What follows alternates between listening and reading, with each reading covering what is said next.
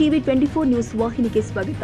ರೈತರ ಪರ ಜಿಲ್ಲಾಧಿಕಾರಿ ಅವರಿಗೆ ಕಾಳಜಿ ಇದ್ರೆ ಯಾವುದೇ ಜನಪ್ರತಿನಿಧಿಗಳ ಪ್ರಭಾವಕ್ಕೆ ಮಣಿಯದೆ ಕುಲವಳ್ಳಿ ರೈತರ ಅನಿರ್ದಿಷ್ಟ ಹೋರಾಟ ಸ್ಥಳಕ್ಕೆ ಆಗಮಿಸಿ ರೈತರ ಸಮಸ್ಯೆಗಳಿಗೆ ಸ್ಪಂದಿಸಬೇಕು ಅಂತ ನೇಗಿಲ ಯೋಗಿ ರೈತ ಸೇವಾ ಸಂಘದ ಅಧ್ಯಕ್ಷ ರವಿ ಪಾಟೀಲ್ ಹೇಳಿದ್ದಾರೆ.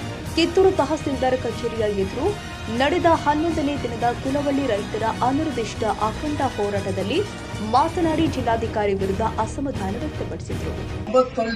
ನಮ್ಮ ರೈತರ ಒಂದು ಚಳವಳಿ ಇವತ್ತಿನ ದಿವಸ 10ನೇ ದಿನಕ್ಕೆ ಕಾಲಿಟ್ಟೈತಿ.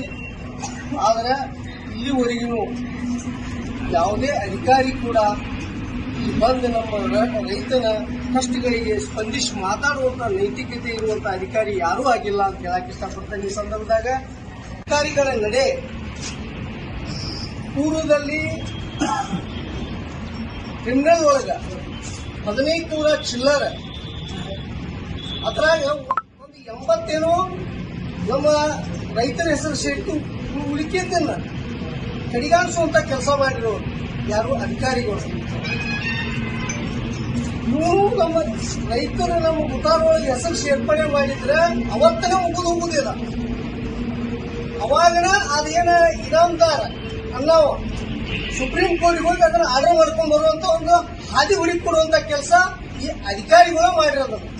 ಅವತ್ತನ 1500 ಚಿಲ್ಲರ್ ನಮ್ಮ ರೈತರದ್ದು ಏನು 80 ಆದಲ್ಲ ಅವತ್ತನ ಆಗಿಬಿಟ್ಟಿದ್ರೆ ನಮ್ಮ ರೈತರ ಉತ್ತಾರ ಕಾಲಂ ಒಳಗೆ ನಮ್ಮ ರೈತರ ಹೆಸರು ಸೇರ್ತಿತ್ತು.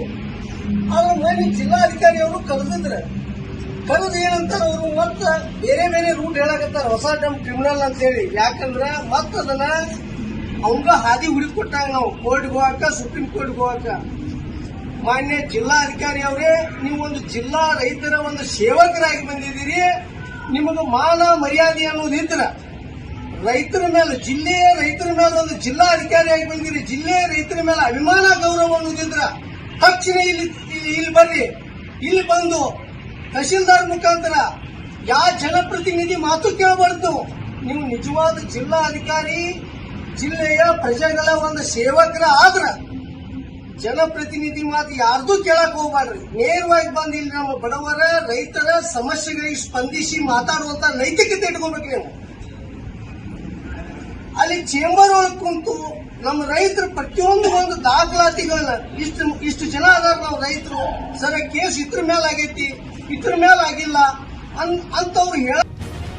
ಕನ್ನಡಿಗರ ಮೆಚ್ಚಿನ ನಿಮ್ಮ ಟಿವಿ 24 ಕನ್ನಡ ನ್ಯೂಸ್ ವಾಹಿನಿ ಇದೀಗ ಟಿವಿಯಲ್ಲಿ ಲಭ್ಯ. ಕರ್ನಾಟಕ ಮತ್ತು ದೇಶ ವಿದೇಶದ 360 ಡಿಗ್ರಿ ಸುದ್ದಿ ಹಾಗೂ ಉತ್ತರ ಕರ್ನಾಟಕ, ಬೆಳಗಾವಿ, ಬಾಗಲಕೋಟೆ, ಧಾರವಾಡ, ಹಾವೇರಿ, ಗದಗ, ಬಿಜಾಪುರ ಜಿಲ್ಲೆಯ ಕ್ಷಣ ಕ್ಷಣದ ವಿವರವನ್ನ ಪಡೆಯುವುದಕ್ಕೆ ಟಿವಿ 24 ಕನ್ನಡ ನ್ಯೂಸ್ ವಾಹಿನಿಯನ್ನ ಲೈಕ್ ಮಾಡಿ, ವಿಡಿಯೋಗಳನ್ನ ಶೇರ್ ಮಾಡಿ, ಕಮೆಂಟ್ ಮಾಡುವ ಮೂಲಕ ನಮ್ಮ ವಾಹಿನಿಗೆ ಸಹಕಾರ ನೀಡಿ ಮತ್ತು ಚಾನೆಲ್ ಅನ್ನ ಸಬ್ಸ್ಕ್ರೈಬ್ ಮಾಡಿ. Thank you.